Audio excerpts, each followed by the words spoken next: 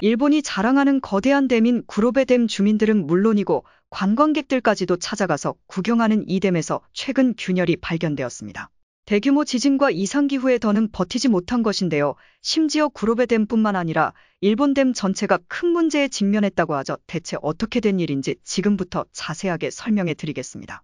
공사 이후 물을 막는 기능을 해주는 차수벽면에 문제가 생겼고 이를 급하게 마무리한 흔적이 벽에 남아있는 것이었죠. 댐 상부 역시 처참한 상황이었습니다. 포장면의 균열이 수백 미터에 달할 정도로 문제가 확실했죠. 횡단균열과 종단균열이 동시에 진행되고 있는 벽면은 조금의 충격이 가해지기라도 하면 순식간에 가루로 바뀔 것처럼 불안한 형태를 유지하고 있었습니다. 상단에 크고 작은 균열을 합치니 100곳 정도가 유관에 들어왔죠. 일본 도야마 현다테야마 산과 우시로다테야마 산 사이 구로베 협곡에 위치한 구로베 댐은 문제를 드러냈습니다. 균열은 물론이고 제대로 된 방수 처리도 되지 않아 지진이 발생하거나 수해로 인해 물이 범람할 경우 댐은 제 기능을 하지 못하고 망가질 가능성이 높았습니다. 1963년 완공된 이 댐은 당시 세계 최대의 아치식 도명 수력 발전댐으로 높이 186m의 댐의 만수위는 186m로 7년에 걸쳐 총 513억 엔이 투자된 야심찬 프로젝트였습니다. 제방 용적을 따져보면 약 158만 세제곱미터, 담수 면적은 약 349만 세제곱미터에 달하는 규모로 이 댐의 방수량은 초당 10세제곱미터에 해당하는 규모입니다. 댐 최대 출력은 33만 5천 킬로와트에 달하며 연간 발전량은 약 10억 킬로와트에 이르는 수준입니다. 이 정도 규모의 전기 생산량은 일반 가정 약 100만 호가 1년간 사용할 수 있는 양이죠. 지금은 산샤댐을 비롯해 거대한 댐들이 등장함에 따라 세계 최대 칭호를 잃어버렸지만 그럼에도 불구하고 이 댐의 위용을 경험하고자 찾는 이들이 이어질 정도로 도야마 현의 최대 관광 명소 중 하나입니다. 이 정도 크기의 댐이 균열을 보이며 문제를 일으킨 것은 얼마 되지 않았습니다. 2011년 동일본 대지진을 비롯해 수많은 위기 속에서도 구로베 댐은 흔들리지 않았다가 최근 균열을 비롯해 붕괴 위기를 맞은 것인데요. 미국도 일본도 댐의 시대는 끝났다. 대체 왜 구로베 댐은 2022년이 되어서 이런 문제가 발생한 것일까요? 그 이유는 최근 일본에서 발생하는 이상기후 현상과 일상이 된 극단 기후 위기의 동아시아 작년 엄청난 규모로 일본 열도를 혼란하게 만든 후쿠시마 대지진 때문입니다. 2011년 대지진 발생한 후쿠시마현 일대의 7.3 규모 지진 90만여 가구 정전, 밤새 사이렌 소리 울려 작년 2월 일본 열도는 후쿠시마 현 앞바다에서 발생한 규모 7.3의 대지진을 경험하게 되었습니다. 일본 관측사상 최대 동일본 대지진 발생하다. 동일본 대지진의 아픔이 채 가시지도 않은 후쿠시마 지역에서 또 다시 엄청난 규모의 지진이 발생한 것인데요. 후쿠시마와 떨어진 도쿄는 물론이고 미야기 현도 진도 6에 해당하는 흔들림이 관측될 정도였습니다. 진도 6은 사람이 서 있기 힘든 상태이고 실내에 고정되지 않은 가구가 대부분 넘어져 흔들리는 수준이라 볼 수 있는데요. 도쿄 전 지역과 야마나시, 시즈오카 등 주요 현에서 지진으로 인한 정전 사태가 벌어지고 신칸센이 정지하는 등 일상생활이 마비가 될 정도였는데요. 지진으로 전력 부족 위기 도쿄선, 불 꺼달라. 첫 비상경보 도쿄전력은 이번 사태의 심각성을 깨닫고 즉시 위기경보를 발령했습니다.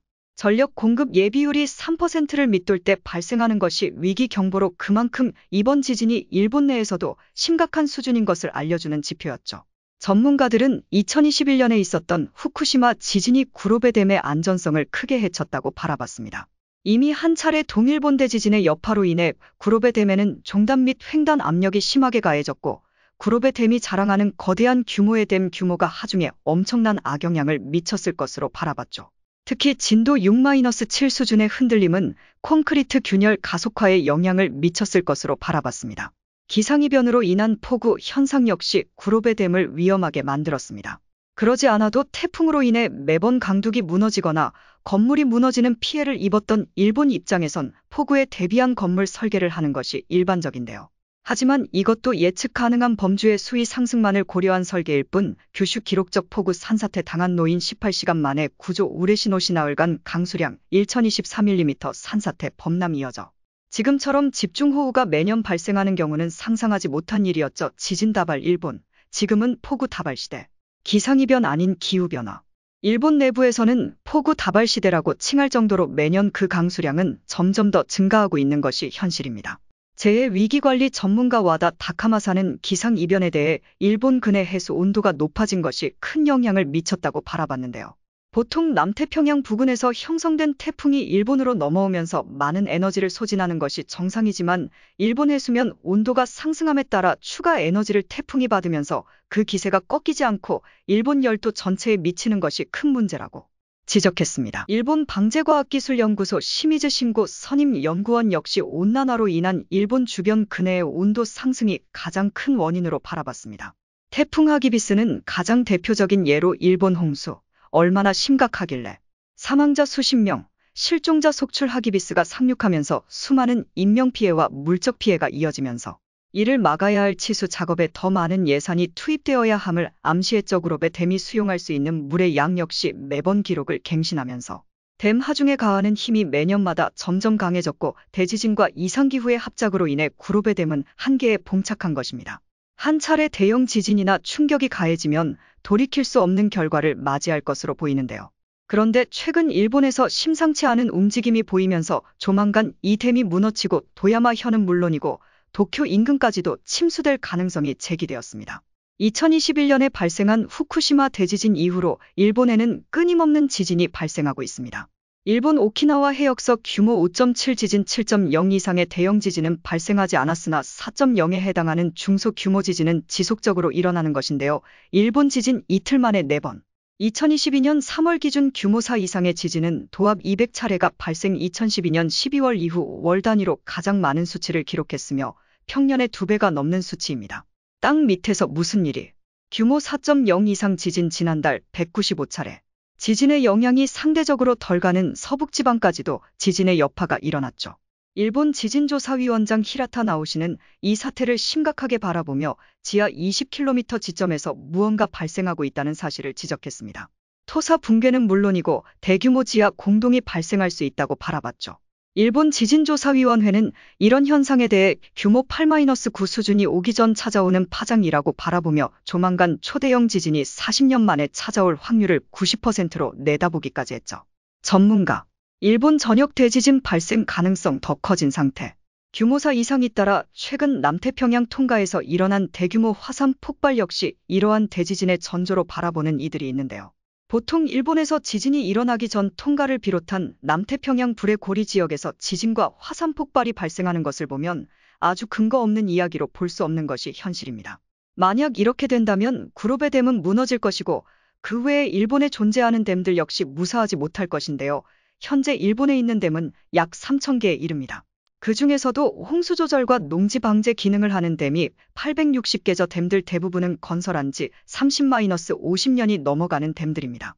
100년이 훨씬 넘은 댐이 있을 정도로 일본은 오래된 댐들이 많은 국가 관리를 통해 댐 수명을 늘렸으나 강한 충격에도 버틸 수 있는 댐들은 최근 건설된 160여 개의 댐들밖에 없습니다.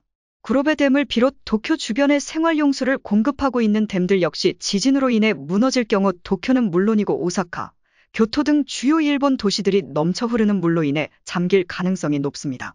이를 대비하기 위해 일본 정부는 비용을 투자해야 함에도 불구하고 더 급한 일들을 위해 예산을 사용하느라 오히려 홍수나 재방 사업에 관한 예산은 점점 더 줄어들고 있는데요. 가장 많았을 때는 약 2조엔에 달할 정도로 치수 사업에 투자를 했으나 공공사업 예산 감소로 인해 8천억 엔으로 감소되어 회복하지 못하고 있습니다. 수해 대응으로 추진되어야 하는 곳들을 다 합치면 13,000km 정도 피해를 제대로 막기 위해선 많은 곳들이 고쳐져야 하나 일본은 이를 외면하고 있죠. 일본과 달리 한국은 스마트 기술을 동원해 댐 관리에 나섰습니다. 댐 관리 똑똑해진다. 스마트 댐 안전관리센터 개소식 25일 한국수자원공사 본사에서 개소식 스마트 댐 안전관리 추진. 37곳의 구축환경부는 댐 안전관리센터를 열며 스마트 댐 안전관리 컨트롤타워를 세웠는데요. 지진이나 홍수 등 자연재난에 적극 대처할 수 있는 통합기관으로 댐 정보를 수시로 수집, 이를 기반으로 판단을 하는 기관입니다. 위치 기반 시스템 GPS을 통해 댐 수위를 실시간으로 확인하고 공중 및 수중 드론을 사용해 댐을 3차원 영상으로 분석 균열과 누수를 정밀 진단할 수 있는 시스템을 구축한 것이죠. 주요 37개 댐에 적용된 시스템은 대한민국 전역으로 확대될 예정입니다. 일본과 달리 한국은 시스템 정비는 물론이고 최신 기술을 사용해 문제를 근본적으로 해결하려고 하고 있습니다. 반면 일본은 아날로그 방식으로 문제를 분석하는 것에 그치지 않고 문제를 방치하는 상황. 과연 일본은 안전 대책을 세워 댐 붕괴를 막을 수 있을까요? 향후 일본의 선택이 기대됩니다. 시청해주셔서 감사합니다.